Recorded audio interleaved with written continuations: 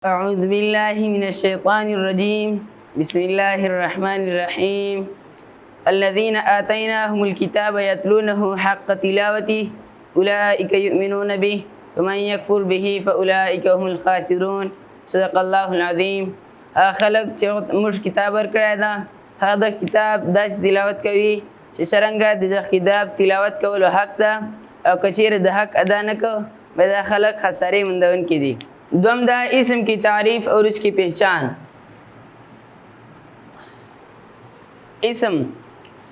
اسم تعریف اسم د شی نام ل جی نام یا دیو سړی نام توای. لکه مثال کې حبیب دا دیو سړی نام دا د اسم په دوه قسمه دی، یو اسم ذاتی او یو اسم صفاتی. اسم ذاتی اغه نام توای چې کوم نام ذات لپاره استعمالېږي، او صفاتی اغه نام توای چې کوم نام په ذریعه سره موږ دیو ذات پیژنو. لکه مثال کې الله نام الله ذاتی ده او الله نه موږ لیدلی سو او نه موږ وینو، او دا الله به موږ څرنګه پیژنو، دا الله تعالی به موږ د صفات په ذریعه سره پیژنو. چې الله تعالی موږ صفات پیژنو نو موږ پیژنو چې الله دا یو داسې وحده لا شریک ذات ده. اسم پہچان اسم موږ په دوه طریقو سره پیژندلی سو، یو نکره او دوم معرفه.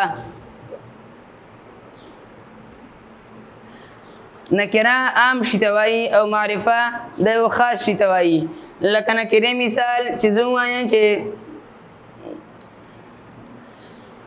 معرفي نکرې مثال نکره یو عام شي ته وایي، یعنی چې دی په څو شیانو باندې صادق راځي. لکه زه ووایم چې ډاکټر، اوس ډاکټران خو ډېر دي، ته به کوم ډاکټر ته وایي چې ډاکټر، لیکن که چېرې دا ته معرفه کوې به دې سره یو ډاکټر ور نام ولیکې چې ډاکټر اقبال. دا اقبال دې سره چې ولګېده نو دا بیا نکرې نه معرفه جوړه سله. اوس اسم موږ ویله اسم په څلور قسمه ده، یو اسم بلحاظ عدد، یو اسم بلحاظ جنس، یو اسم بلحاظ وسعت، یو اسم بلحاظ حالت. اسم بلحاظ حالت خو موږ ویله چې اسم درې حالتونه دي. بسم الله.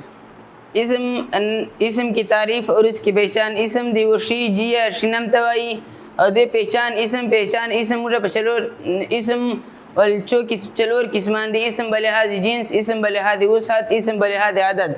اسم بلحاظ وسعت د په ذریعه سره موږ اسم پیژندلی سو، ځکه چې موږ کوم اسم ته ګورو د اسم په دله به نکره او لا به معرفه وي. نکره عام شي ته وایي او معرفه خاص شي ته وایي. لکه نکره مثال کتابون، کتاب کوم عام کتاب، الکتاب چې د پشت چې الف لام راغلی، او د الکتاب کوم یو خاص کتاب. نکره پہچان دا ده چې د په اخر چې به تنوین راغلی وي، او معرفه پہچان دا ده چې د پشت چې به الف لام راغلی وي، او چې کوم هر لفظ پشت چې الف لام راشي په لفظ پشت چې به تنوین نه راځي. دا کتابون نه جوړ څه الکتاب. او صالحون دا نکره ده ځکه چې د په اخر چې تنوین راغلی ده، چې دې نه موږ معرفه جوړو نو د پشت چې به موږ الف لام رارو بدون الصالح جوړ شي. او سوال دا پیدا کړي چې دې پشت چې الف لام راوړو ا دې پشت چې الف لام راوړو، خو دې پشت چې خو ته الف لام وایي چې الکتاب، ا دې پشت چې الف لام نه وایي الصالح. دې لپاره جواب دا ده چې عربي ټول حروف هغه حروف چې کوم ویلی شي هغه 28 دي الف نه ما سوا، هغه په دوه قسمه دي، یو شمسی، یو حروف شمسی او دوم حروف قمری. حروف شمسی 14 دي او حروف قمری 14 دي.